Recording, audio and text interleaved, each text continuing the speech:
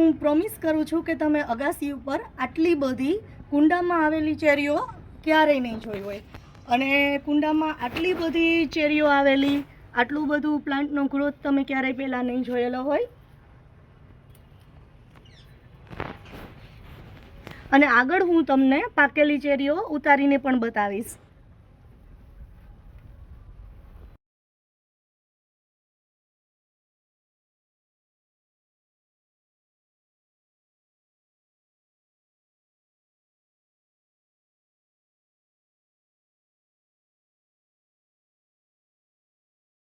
આજે હું તમને જે ફ્રૂટની વાત કરવાની છું એ છે ચેરી. ચેરી સામાન્ય ચેરી જે આપણે અહીંયા આવે છે તે જમ્મુ અથવા તો ચાઇનાથી આવે છે. એ ડાર્કિશ રેડ કલરની આવે છે અને એનો સ્વાદ વધારે સ્વીટ હોય છે, અને એની જે છાલ હોય છે તે પાતળી હોય છે. પણ આ જે ચેરી છે એની છાલ જાડી હોય છે અને એ એબ્સોલ્યુટ રેડ કલરની આવે છે આ ચેરી. અને આ ચેરીનો સ્વાદ મીઠો પણ નહીં અને ખાટો પણ નહીં, એટલે ખાટાથી મીઠા જેવો સ્વાદ આવે છે આ ચેરીનો સ્વાદ. ચેરીનું નામ છે બાર્બાડોસ ચેરી. આ ચેરીનો મેઇન અમેરિકાની ચેરી છે. આ અમેરિકાની ફ્લોરિડામાંથી મેક્સિકોમાં આવેલી હતી, અને આ ચેરી ધીમે ધીમે હવે પ્રખ્યાત થતી રહે છે આ ચેરીની જાત. આ ચેરી મેં જૂનાગઢ નર્સરીમાંથી પ્લાન્ટ લીધેલો હતો, ત્યારે આવડો પ્લાન્ટ હતો આ ચેરીનો. આ પ્લાન્ટને મારે 2 વર્ષ થયા છે. ચેરીના પ્લાન્ટને 2 વર્ષમાં મેં પહેલાં નાના પોટમાં આને રાખેલી હતી, અને પછી 1 વર્ષે મેં આને રિપોર્ટિંગ કર્યું હતું, અને પછી એનો ગ્રોથ એકદમ વધતો જાય છે. આ ચેરીનું વેરાયટી એવી છે કે એ બુસી વેરાયટી થાય છે.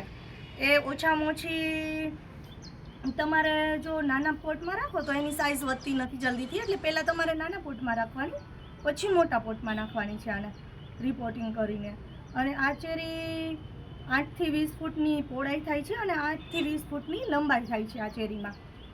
અને તમારે રેગ્યુલર આ ચેરીમાં પ્રૂનિંગ કરતું રહેવું પડે છે. પ્લાન્ટમાં પ્રૂનિંગ કરશો એટલે નવા નવા ફ્રૂટિંગ આવશે, અને ફ્રૂટિંગ ચાલુ જ રહેશે. તમે જોઈ શકો છો આમાં પહેલાં ફ્લાવરિંગ થાય છે, આવું લાઇટ પર્પલિશ કલરનું આવું ફ્લાવરિંગ થાય છે.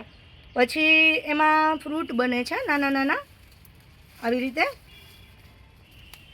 અને પછી મોટા ફ્રૂટ થાય છે ને આવી રીતે. પછી પાકીને આટલી સાઇઝમાં થઈ જાય છે. આ શરૂઆતમાં એક પહેલો ફાલ આવશે ત્યારે અમુક ફૂલ આવશે, અને પછી એમાંથી અમુક ચેરી ફ્રૂટમાં કન્વર્ટ થશે, અને પછી ખરી જશે, અને પછી બીજા વર્ષથી આનો ગ્રોથ વધારે પકડશે આ ચેરી. પછીથી સાઇઝ વધી ગઈ છે આ ચેરીમાં, જોઈ શકો છો તમે.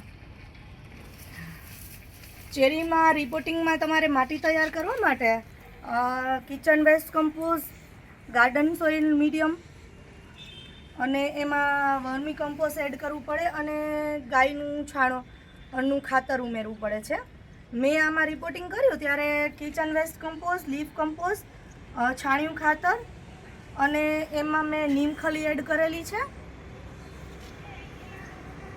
આટલી વસ્તુ મેં એડ કરેલી છે આમાં, અને આનો ગ્રોથ તમે જુઓ છો કેટલો ફાઇન આવેલો છે. આવી રીતે પાંદડે પાંદડે ચેરી આવેલી છે. આનું રિઝલ્ટ બહુ સારું મળે છે. અને આ ચેરી વાવવાથી તમારે ઇકો ફ્રેન્ડલી વાતાવરણ જળવાઈ રહે છે. ગાર્ડનમાં એટલી ચકલીઓ અને પોપટ આવે છે કે તમને જોઈને જ આનંદ થઈ જાય છે.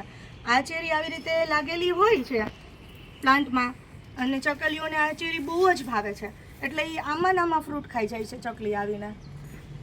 એટલે એક ઇકો ફ્રેન્ડલી વાતાવરણ જળવાઈ રહે છે. જો તમારે ગાર્ડનમાં, ટેરેસ ગાર્ડનમાં ચકલીઓ દરરોજ આવે એવું વાતાવરણ થતું હોય તો તમારે આ ચેરી વાવવી ખૂબ જ સરસ પડશે તમારા માટે.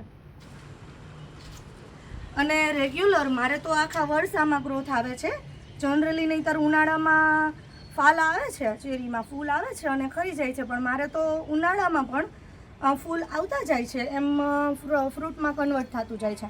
મારી પાસે તમે જુઓ છો તો 3 સ્ટેપમાં અત્યારે છે.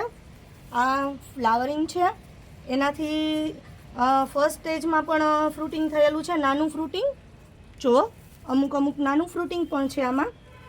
પછી મોટું ફ્રૂટિંગ છે, અને પછી આ ફ્રૂટ તૈયાર થઈ ગયું છે. એવી રીતે 3 સ્ટેપમાં ફ્રૂટિંગ થયેલું છે મારી પાસે આમાં અત્યારે. અને અમુક કળીઓ પણ બંધાઈ ગયેલી છે જુઓ તમે. એટલે આનું રેગ્યુલરલી કળી બંધાય છે, ફૂલ આવે છે, ફ્રૂટ બને છે અને પાકે છે. એમાં જેવી રીતે નવો નવો ફાલ લેવો તો જાય એમ ચાલુ જ રહે છે આમાં. અને આને તમારે વરસાદની સિઝન આવે એ પહેલાં આનું પ્રૂનિંગ કરતું લેવાનું છે. સોફ્ટ જે ડાળીઓ નીકળી હોય એનું પ્રૂનિંગ કરતું રહેવાનું, એટલે તમારે નવો નવો ગ્રોથ થતો રહે છે આમાં. અને આમાં રોગ તો કોઈ આવતા નથી, પણ હું રેગ્યુલરલી આને વોશ તો કરું જ છું. 2-3 દિવસે એકવાર આ પ્લાન્ટને વોશ કરું છું. આમાં કોઈ જલ્દીથી રોગ આવતા નથી. જોવો છો નવા નવા ફ્રૂટ બનતા જાય છે આમાં, અને નવું પાકતું જાય છે આમાં આવીને ફ્રૂટ.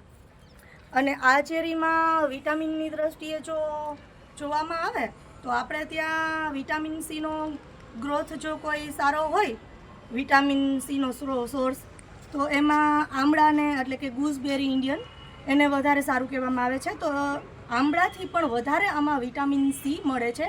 એ અમેરિકન લેબે આને રિસર્ચ કરેલું છે કે આ ચેરીના પ્લાન્ટમાંથી તમને આ ચેરી મળે છે એમાં વિટામિન સી 3% વધારે આમળાથી મળે છે આમાં. એટલે વિટામિનની દ્રષ્ટિએ પણ આ ચેરીનો પ્લાન્ટ બહુ જ ઉપયોગી છે આપણા માટે. ચેરીના પ્લાન્ટ માટે માટી તમારે પોરસ રાખવી પડે છે. એટલે કે તમારે માટીમાં 30% ખાતર ઉમેરો, કોઈ પણ 30% ગાર્ડન સોઇલ ઉમેરો, અને કોકોપીટ અને થોડીક રેતી ઉમેરજો, એટલે પોરસ માટી રહી. આમાં અંદર પાણી તમારે સચવાઈને ન રહેવું જોઈએ. જેવું તમે અંદર વોટરિંગ કરો એટલે તમારે પાણી વધારાનું બહાર નીકળી જવું જોઈએ. પોરસ માટી રાખવી પડે છે. અને તમે 2-3 મહિને એકવાર ઉપરની થોડીક માટી કાઢી અને ઉપરથી તમારે ખાતર અને નીમ ખલી ને એવું બધું ઉપરથી ભરી દેવાનું, એટલે પાછું તમારા પ્લાન્ટનો ગ્રોથ આગળ વધતો જાય. તમને પાકી ગયેલી કેરી ઉતારીને પણ બતાવું છું.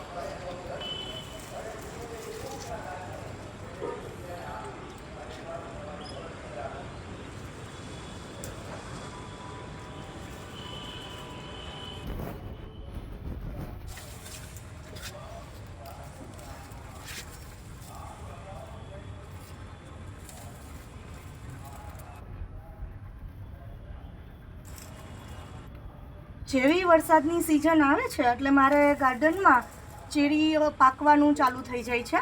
ઉનાળામાં થોડી ઓછી પાકે છે, પણ ઉનાળામાં પાકે તો છે જ, ગ્રોથ તો આવે છે પણ ઓછો ગ્રોથ આવે છે. ગ્રોથ કેટલો આવેલો છે. જો તમારે આવી રીતે જો ફ્રૂટિંગ ખાવું હોય તો ચેરીનો પ્લાન્ટ તમારે વાવવો બેનિફિટ રહેશે.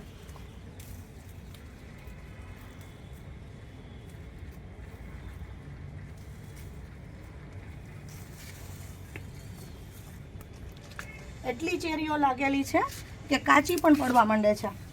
પાંદડે ચેરીઓ આવેલી છે. જો હું પ્લાન્ટને આમ ખાલી ઊંચું કરું છું લીફ ડાળીઓને તો પણ અંદરથી ચેરી પડવા માંડે છે.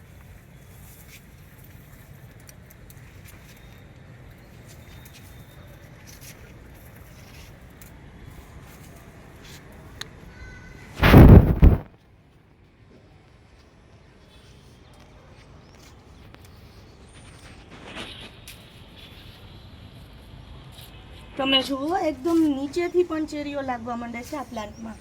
એકદમ નીચેથી પણ ચેરી આવે છે. આની પહેલાં મેં અહીંયા 2-3 ચેરી પાકેલી હતી, એ પણ ઉતારેલી હતી.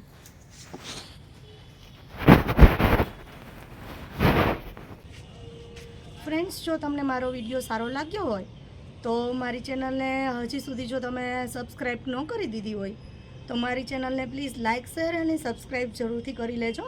Thank you friends for watching.